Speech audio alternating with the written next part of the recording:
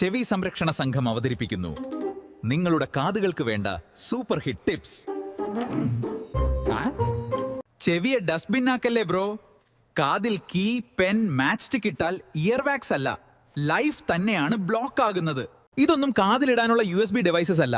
ചെവി അകത്ത് ക്ലീൻ ചെയ്യാൻ ശ്രമിക്കുമ്പോ ചെവി പറയും, ബ്രോ മെയിൻ്റനൻസ് വേണ്ട, മർഡർ അറ്റംപ്റ്റ് ആണോ? ഇയർഫോൺ വോല്യൂം കുറയ്ക്കുക dash.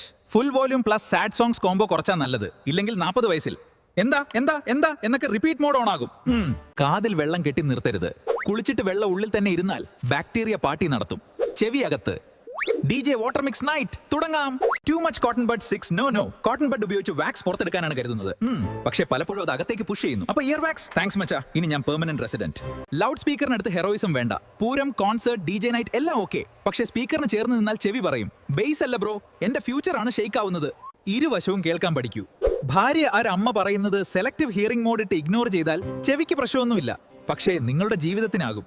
Pain, ringing, hearing loss ഉണ്ടെങ്കിൽ ഡോക്ടറെ കാണുക. ഗൂഗിൾ സെർച്ച് ചെയ്ത് സെൽഫ് ട്രീറ്റ്മെന്റ് ചെയ്യരുത്. കാരണം ഗൂഗിൾ സിംറ്റംസ്. ചെറിയ ചെവിവേദനയുള്ളത് 2 ദിവസത്തിനകം ഏലിയൻ അറ്റാക്ക് എന്നായിരിക്കും പറയുന്നത്. നല്ല സംഗീതം കേൾക്കൂ, പക്ഷേ ചെവിയെ ടോർച്ചർ ചെയ്യരുത്. കാരണം ലൈഫിൽ എല്ലാരെയും ഇഗ്നോർ ചെയ്യാം, പക്ഷേ സ്വന്തം ചെവിയെ ഇഗ്നോർ ചെയ്താൽ സബ് ടൈറ്റിൽസ് വെച്ച് ജീവിക്കേണ്ടി വരും. വീഡിയോ ഇഷ്ടമായെങ്കിൽ നൈസ് ആയിട്ട് ലൈക്ക് നിട്ട് ഒരു കുത്തുകുത്തി ആ സബ്സ്ക്രൈബ് ബട്ടണും ബെൽ ഐക്കണും കുത്തി പൊട്ടിച്ചേക്ക്.